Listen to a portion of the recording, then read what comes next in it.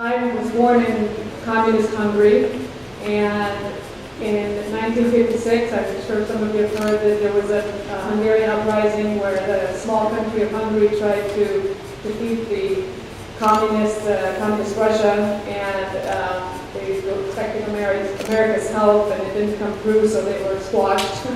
And during that time, my father was involved in this uprising, and when the uprising was squashed and he went back to work after everything settled down, the communists called him in and they told him that they knew exactly what he had done. They had an arrest warrant out for his arrest, and they told him that unless he worked and was productive, that he would be put in jail immediately. My father's a brilliant engineer. The communists needed him desperately. They needed his intelligence, and so they bribed him to be productive by threatening him to put him in jail. He lived like this for almost 10 years, and it became quite unbearable for him. And by this time, he had 3 children: myself, my sister, who was a year younger than me, and my brother, who was 6 years younger. So there's 5 of us at this point. And he was determined to escape this totalitarian regime. And so he decided to plan an escape. And when he told this to my mother, God bless my mother, the only thing she said to him was that she'll do anything, we'll go anywhere with him, but the family had to stay together. Because as you probably know, a lot of times the men would leave, try to make money, and then try to get the family out. My mom would have none of that. She wanted the family to stay together. So basically what happened is my dad decided to plan a family vacation to Yugoslavia. My brother had eczema, so they used his help as a reason to go to Yugoslavia. And from there we tried to escape several different times. We tried to go through a barbed wire fence in the country. As soon as my sister, my mom, and I hit the fence, there were guards from everywhere with guns and pointing at us. I remember this clearly, telling us to go back. So then another time that year, we tried to escape. My dad bought these rafts, and we were going to, on the Adriatic Sea, we were going to swim around the border. And it was like midnight, and I remember clearly my dad said, okay, we're going to go swimming now. This is midnight, so I remember crying and saying, but Dad, I don't want to go swimming. But he prevailed, and we were going. I remember clearly when he went, he turned the car down to go down to the water, and out of nowhere, the dogs and the guards with machine guns and everything pointing at us and telling us to go back. So very discouraged, my father decided that we had to go back to Hungary. We failed. And he decided at that point that next year he was going to either succeed and go to freedom, or he was going to die. And he started planning, and he, through a friend, found a rich doctor from Austria who was bored and was looking for an adrenaline rush. And so he recruited this doctor to drive us across the Iron Curtain in the trunk of a car. So as you can imagine, 5 people in a European car in the trunk. The doctor had to sit on it to even close it, and he had to take the seat up a couple inches for us to be able to breathe. And it was, even though I was only 9 years old, I clearly remember feeling the stress of my parents.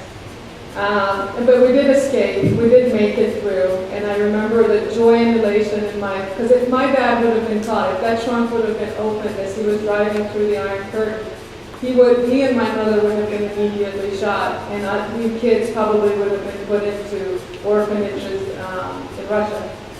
So he risked everything for freedom. He risked his entire life, but his entire family's life. And it is so imperative that we all keep this in mind. And I share this story, I don't normally talk about it, but it's so important, especially in this election, to keep in mind our freedoms, our religious freedoms, and vote accordingly. We could so easily lose what we have, and freedom is worth dying for. So now I will talk to you a little bit about why I was invited to talk to you, which was the Walk for Life. I along with my friend Dolores Meehan, I started the Walk for Life 9 years ago. This next January is going to be our 9th annual Walk for Life. How many of you have heard about the walk? How many of you been to the walk? Oh, that's fantastic. Okay. So we started the Walk for Life because we had both been to the March for Life in Washington, D.C., and we were so moved by the crowds and just the adrenaline flowing there for everybody pro-life that we wanted to do something out on this coast because we knew that most people couldn't afford to go to D.C. It's too far, too expensive. So that's why we started it. And plus San Francisco, as you know, is probably the most liberal city in the country, by far. And also it has one of the highest abortion rates, which is, well, not too many people know that. And we, in our own circle, knew lots of women who were hurting. So that's why we decided to focus the Walk for Life on women, that abortion hurts women, that abortion it tears families apart, tears the psychology of the woman apart. So we wanted to bring attention to that. And when we first started, we were quite scared, as you can imagine, in San Francisco, Walk for Life. And we weren't disappointed. The city came out in full force against us. They had an official city proclamation against us.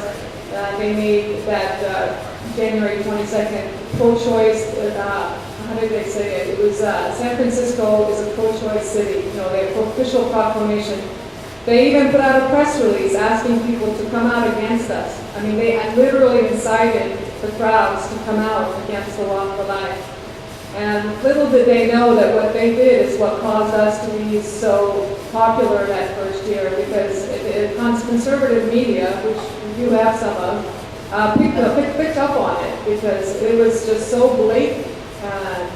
And so that first year we had 7,500 people there. Were any of you there that first year? You remember that year?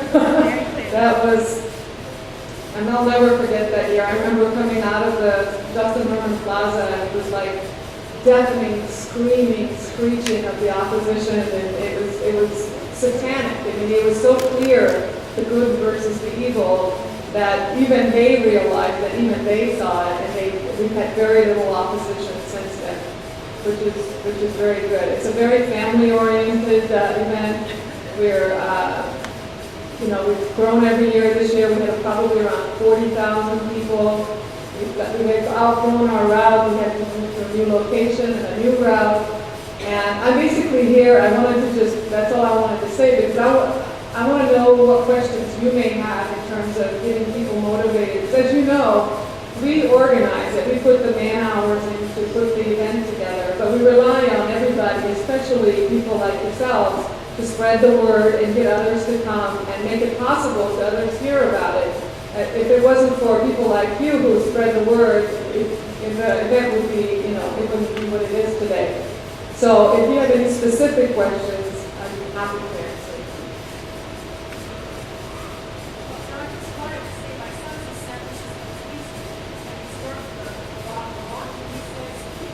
The policemen love the Walk for Lifers because they never have problems from them. They're peaceful, they're orderly, they're perfect. And he says it's the rowdy people that they have to watch who protect us from them, because they can get really violent if they want to.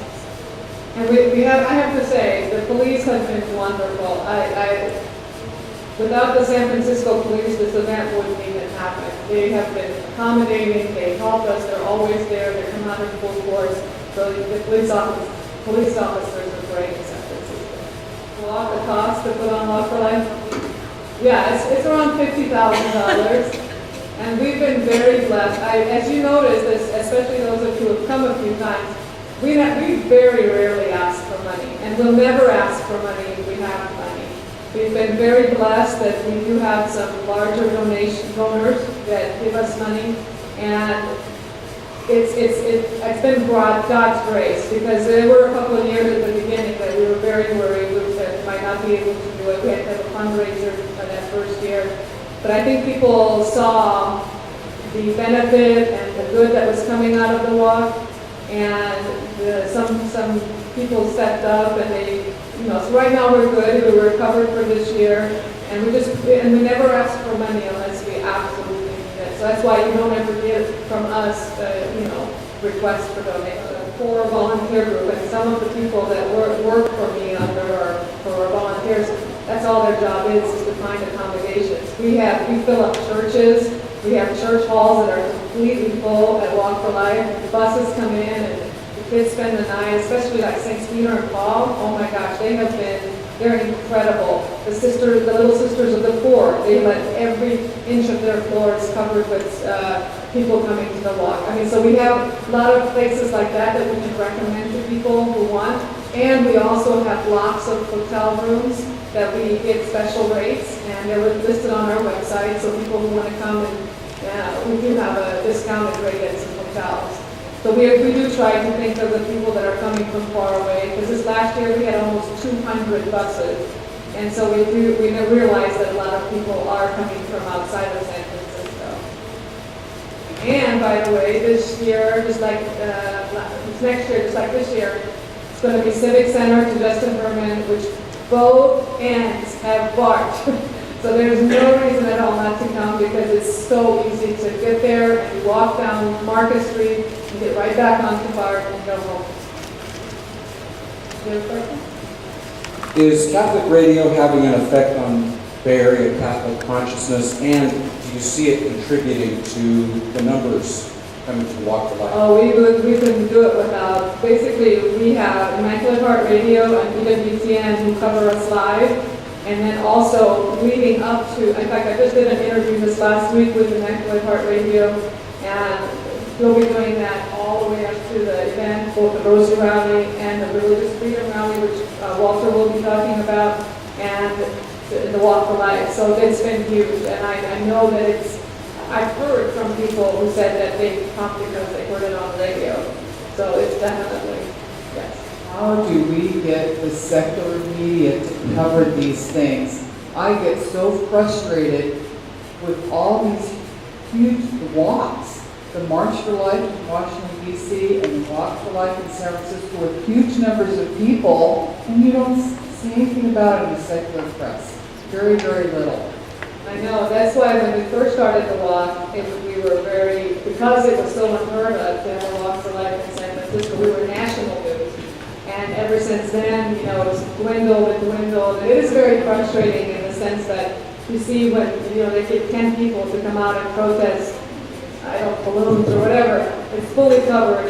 And then you get these 40,000 people walking down the city, and some of the major networks don't even cover it. So I totally understand, and we try our best. We send out press releases, we invite them personally, there's just nothing more we can do. It's basically, we have the freedom to come or not to come, and the media choose not to come, so,